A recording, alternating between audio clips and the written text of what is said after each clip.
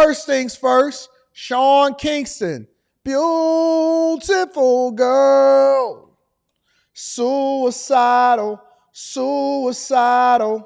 Sean Kingston, bail, set at $100,000, and he got them county grays on, them county blues on. Check it out, y'all. Sean Kingston booked and charged in South Florida. The singer makes his first court appearance today following the raid 10 days ago at his home in Southwest Ranches. CBS News' Ms. Joan Murray is live outside of the jail in Fort Lauderdale. And Joan, Kingston is still in there? Yeah, that's exactly right, Jim. Now, just until a few days ago, as we all know, he is being held in California, but now he is up there in the Broward jail in a cell. And just a few hours ago, he went before a judge to find out exactly how he could be released from that jail cell. I stay alive to the end of time. Even though they want me dead. Singer and rapper Sean Kingston put his recent California arrest front and center in his new music video, along with his mother taken into custody at their rented Southwest Ranches home. The two accused of stealing money, jewelry, a car, and furniture. Mr. Anderson, good afternoon. Hold on, let's not skip past exactly what all of that stuff they accused of. Stealing money, jewelry, They said that he accused of stealing over $86,000 in furniture. Wrote a $44,000. How you write a $44,000 bad check? I didn't even know that people were still writing checks. Every single transaction that I do that's not electronic, I go and get a cashier's check. So you just go to the bank, you basically withdraw or you transfer the money over from your brokerage, or that's what we do over at the Bag Chasers, because we always want our money working for us. But we transfer the money over from our brokerage account over to the regular checking account. We go into the bank, we get a cashier's check for whatever the amount is, and we pay for what we pay for. Y'all still writing bad checks? It's 2024. Y'all still writing bad checks on $160,000 on a Cadillac Escalade, finesse, jewelry, finesse. All of that stuff that you're looking at, you actually can forego. You don't even need this stuff, but let's continue. car, and furniture. Mr. Anderson, good afternoon, sir. I have your attorneys, Mr. Rosenblatt and Ms. Brzezanek, on Zoom today. Kingston, whose real name is Keshawn Anderson, was extradited back to Broward County over the weekend. At his bond hearing, Anderson listened intently as a judge outlined the 10 criminal charges, including an organized scheme to defraud, grand theft, fraud, criminal use of personal identification, and violation of probation for trafficking stolen property. That Mr. Anderson's probation is out of the state of California, and that is why I'm asking that Your Honor put that as a no bond hold, because when I don't know that the court has the authority. He should be able to get off on 100 racks, because I think either you got to pay 10%, or maybe if you paid 100,000. Listen, man, if you out here frauding, finessing, selling drugs, anything that could get you arrested, keep you at least $250,000. Let me say that again for all of the people that's out here finessing. This is one of the things that I've always heard some of the biggest criminals say. Keep you $250,000 unless you're doing big stuff. Then you keep you at least a couple million. Keep you $250,000 available so you can get out of jail and that you can get a good lawyer. That's always been the sentiment. So he should be able to get out on $100,000 bail, and especially if it's only 10%. But maybe since he violated his probation, it's the $400,000. He should be able to come up with that. You know what I'm saying? Probation. But Anderson's lawyer said since a Florida judge already set bond on the violation of probation, he should be eligible for release. And if California wanted to hold him, I'm sure they wouldn't have extradited him to Florida. Somebody call 911. Though it's been years since Kingston had a hit. She couldn't wait to say, since it's been years since Kingston had a hit. Spectators Hey, who was that? Who was that? who knew him when came to watch what happened, including Laura, who said he had a concert at Florida State that was packed. When I was growing up, I followed his music and popular groupies. shows that I would always watch. He would make guest appearances on and sing, and I've just always been a fan of his music. Fans aside, the judge set bond at $100,000, and like his mother, Anderson is expected to be released from jail soon.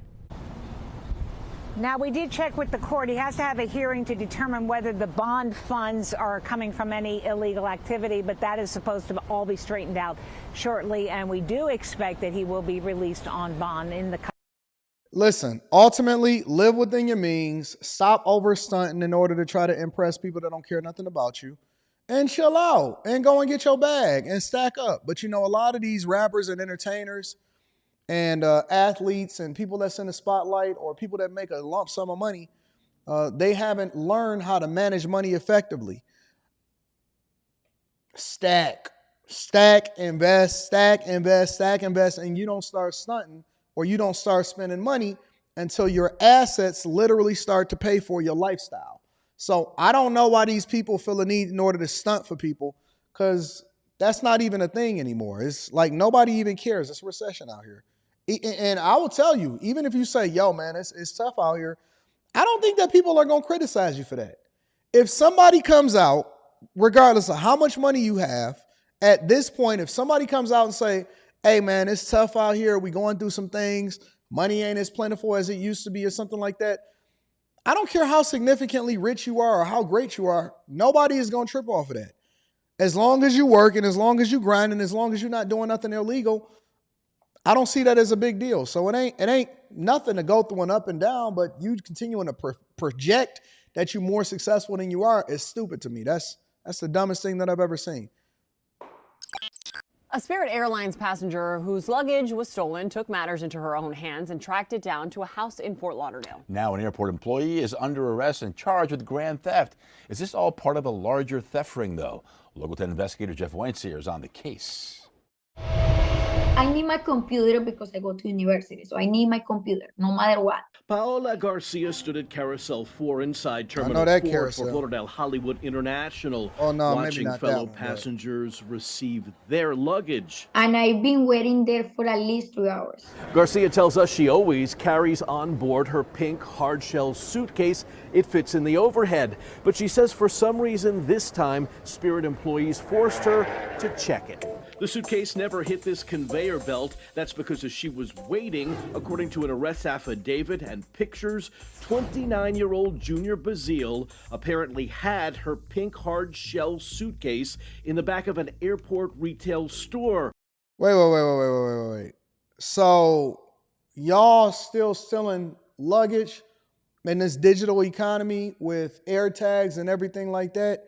Y'all putting it in plastic bags and stealing people's luggage? Y'all so disrespectful. And then y'all gonna say that the man is against y'all or y'all can't find no job or you paid your dues to society. Man, don't you know that there was a time where they literally cut thieves' hands off and now people feel so compelled to be able to steal and get away with it and not even be held accountable for it? That's disrespectful. Stealing people's luggage that got panties and stuff in it. That's so evil, bro. Where he worked. Pictures show him rummaging through it, her MacBook, 2 watches, an iPad, jewelry, designer clothes all taken. And back at the terminal and unaware, Spirit told Garcia not to worry. We send you luggage to your house. So I give my address to Spirit. But the next morning, her Apple Watch is sending a signal, but not from the airport. You're at home and your watch is pinging at a house in Fort Lauderdale. 15 minutes from the airport. So you decide to go to this house. Yes, because I said, how Spirit moved my suitcase there? The Apple Watch is signaled coming from this house at 1017 Northwest 11th Court. So you pull up to the house and you see luggage and suitcases all over the place outside? Everywhere, yes. 1, 2, 3, 4. She dialed 911. The first things I remember the police told me is like, what are you doing here? This is so dangerous for you to be here. A Broward Sheriff's detective put that house address into an internal database here at the airport and found that Junior Bazile worked here for a company that operates retail stores. And he was working that day. These pictures were obtained through an investigation. Bazile had already gotten rid of the items when he was arrested and charged with grand theft. How are you? We went to that house to talk to Bazile. You know he was stealing luggage from the airport for people's luggage? My daughter told me that. He never told me that. He wasn't home. We had a pleasant, cordial, 7-minute-plus conversation with his mother, who never asked us to leave and answered all of our questions. Because the police come in here, they don't find me. Mama tired of him stealing. She gonna tell the news everything. Look at her face. Nothing in my house. But when we told her at one point Garcia's Apple Watch was pinging from inside of her house, this happened. That was coming from your house. Stop! I told you, if you don't want to go to jail with me. She yanks the ID right off my neck and then claims that I hit her. Yes, yes, put me in the camera. Put me in the camera. Put me in the camera. Police looked at the video. That's the proof you come to slap me. They got me my ID back and no charges were filed. Hey, y'all better be careful out here, bro. Oh, snaps. Oh, no. Listen, I was not expecting this. I'm reacting to it. Every single thing that you see happening today, all of the videos that were reviewed today are videos that I'm seeing for the first time, just like the audience. I'm captivated. Days later, Junior Bazile was in court for a status on that grand theft charge. I think we have a right to ask you. You're stealing passengers' luggage? Go away, sir. Nothing to say to the lady whose stuff you took? Go away. In a statement to Local 10 News, Spirit Airlines said, quote, "We issued a reimbursement check to the guest as a courtesy, even though we are not currently aware of any evidence that any Spirit employee was involved." Reimbursed as a courtesy? An airport spokesperson said passenger bags checked in with an airline are under that carrier's care and responsibility. A spokesperson for Parody Shops, where Bazile worked, had no comment. Is this part of a bigger ring? Yep, because there's no way he could have got a hold of somebody else's luggage without somebody on the inside or somebody that was a part of the ring. And so he felt so comfortable, and he'd been doing it for so long, that all of the airport luggage, he don't even discard it the same way. He just throw it outside of the door because they nasty. Absolutely. And if they really wanted to solve for the problem, and if Spirit Airlines was smart, they would do a bigger investigation as to who the employee is that's really stealing all of the stuff and ultimately giving it to him. So the only reason that they caught him is because of the Apple Watch that was pinging onto the location where he was at, and he got sloppy. And that's usually what happened with criminals. Anyways, last but not least, a three-year-old and his mother was taken out in Ohio. It's crazy, y'all. Check it out.